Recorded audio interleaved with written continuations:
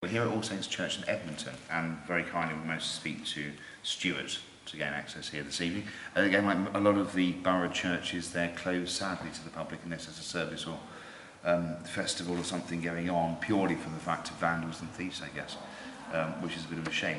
However, what we got here, which is great, which we found straight away, is the Kingship My Shield, the shield itself, which is quite interesting at the top here. We can see we've got the Goleman Empire, which represents the top right lion. We've got the harp, which represents the Macandrew side, I guess, and going down that line into the islands parts that then take you back into Valencia in Spain, so Spaniards.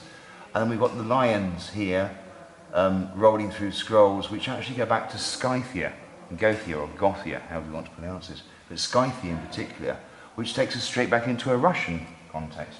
So the shield itself is quite interesting. And you can see that you've got the Fordham shield here, one of the representations of the Fordham. And you've actually got the Neville shield here, a different depiction there as well. So as we already knew, the church certainly has the Fordham and the Neville connection anyway, regards to its involvement. It's quite a nice church. It's built in 1142. Again, the Mandeville family were very highly involved in the church and the process of passing the land over to the diocese, the church. Mandeville families we know are connected to the Neville family directly, and there are some quite interbreeding, for want of a better term, between the two, which is quite surreal. What's interesting here as well is that we have the font itself, which actually represents quite a few things. You can see we've got the Celtic cross here, which everyone knows the Celtic cross. So we've got the Celtic cross, but it actually tells a story almost as you go around it, if you can read it that way. So you've got the Celtic cross, then you've got the messenger, and the messenger is quite interesting. So what particular messenger would that be?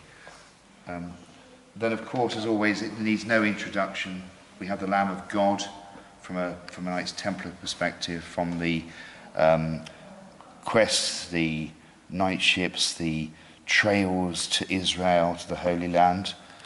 And then we have the messenger again in a slightly different way, which I find quite interesting, actually, that we've got the... to me, it's not a dove, it's more like a pelican, really, to be fair. I wouldn't even call it a crow or anything, so it's quite interesting how that's depicted. Onward bound, we still have more about it. And this particular emblem is what we see on most of the Fordham, most importantly the Neville, and into Fitzmaldred reign. So let's forget Neville for a moment, because the Neville family isn't actually true or real. We have to take it back to where the Fitzmaldred family, his mother, the son of Fitzmaldred at the time, he married a Neville. Now the son of that Neville and Fitzmaldred surname, the actual mother died, and subsequently, as the mother died, she was the one that had the inheritance, not Fitzmaldred at that time. But Fitzmaldred had his own inheritance. But the son decided to take his mother's name, Neville, to continue the Neville line. So technically, in fact factually, the Neville line should have ceased at that moment in time. It shouldn't be continuing, because he was born a Fitzmaldred. So really what we should have today from the Mandeville side and the Neville side, we should have a Fitzmaldred line, which is the real birth surname of the actual family line, the bloodline, the pedigree, I guess. So we have the Fitzmaldred emblem, and I can see that straight away.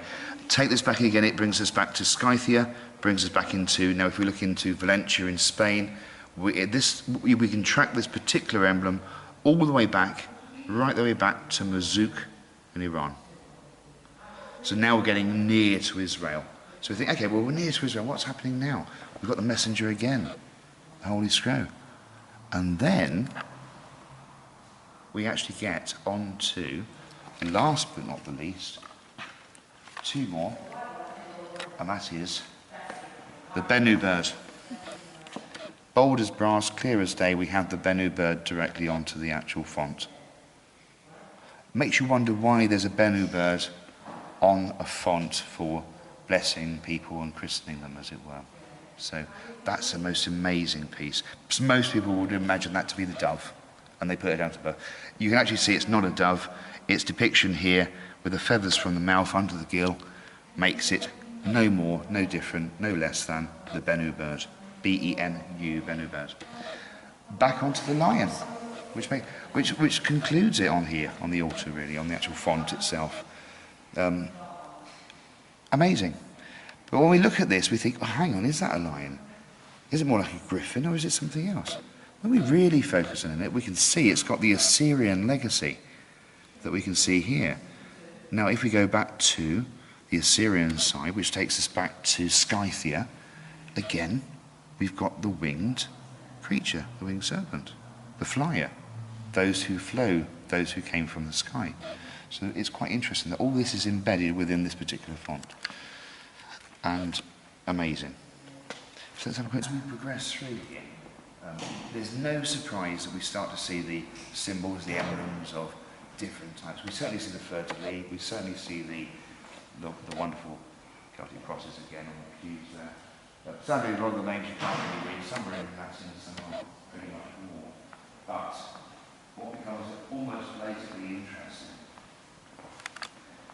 is this particular symbol that we see here. Well, that's an ancient symbol from Israel that's been used for millennia. It's the, some people say the chiru, some people say the kuru. I personally like to use the Sumerian context, the language of cuneiform that would represent that if we take it back to about 7000 BC.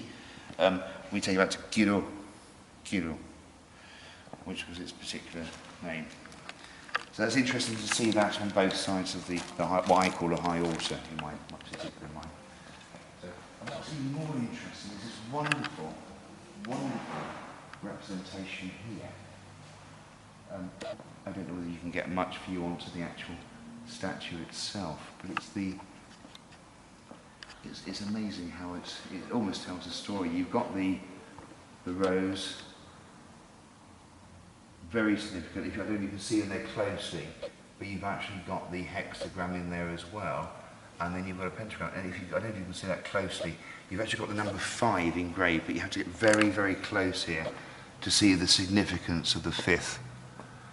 The number 5 there, I don't know whether you can actually get that with the lighting here. Yeah, you can see it now, can't you? See the 5? You see the 5?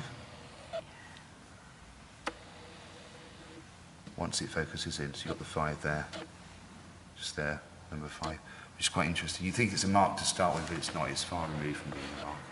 Something that's always been restored and recollected, but rather interesting to say the least.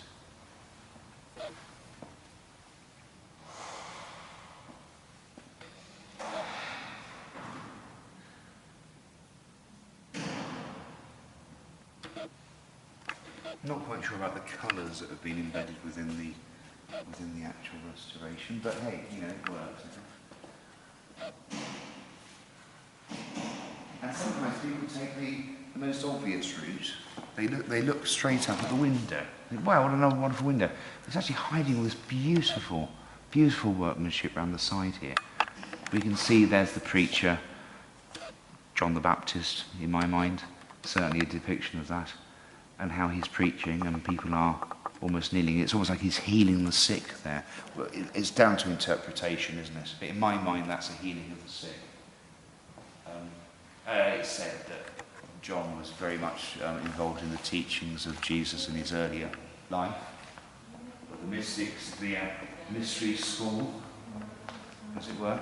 And then we come over to here where we see a totally different story. So we see the healing of the sick on the left there. And then on the right-hand side, we see John the Baptist being imprisoned.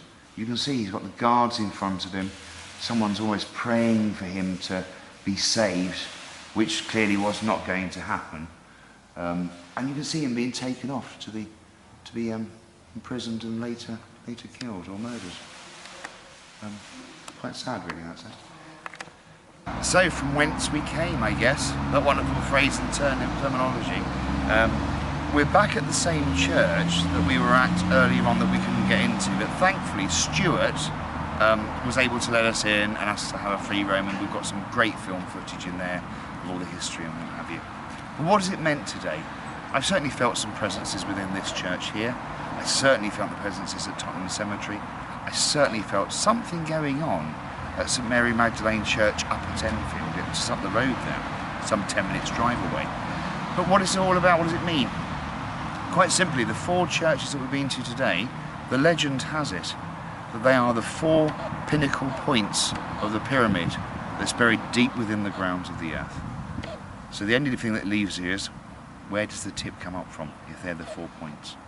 So we've got the 4 points there. Amazing. We've seen some interesting points today. We've certainly seen lots of order of the... Oddly enough, we've seen Order of the Eastern Star today.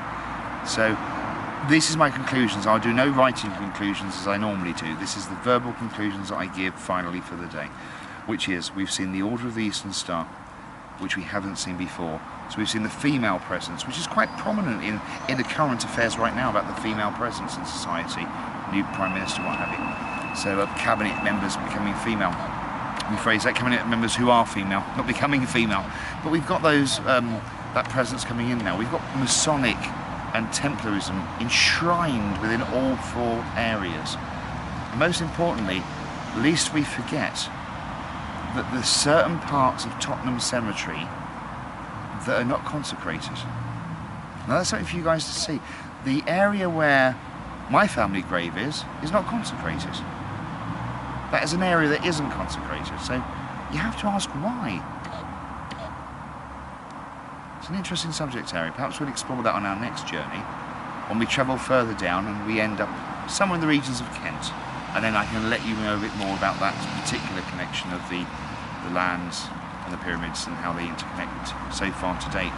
And what will be Quest 11, I believe. So that's good. Thank you very much.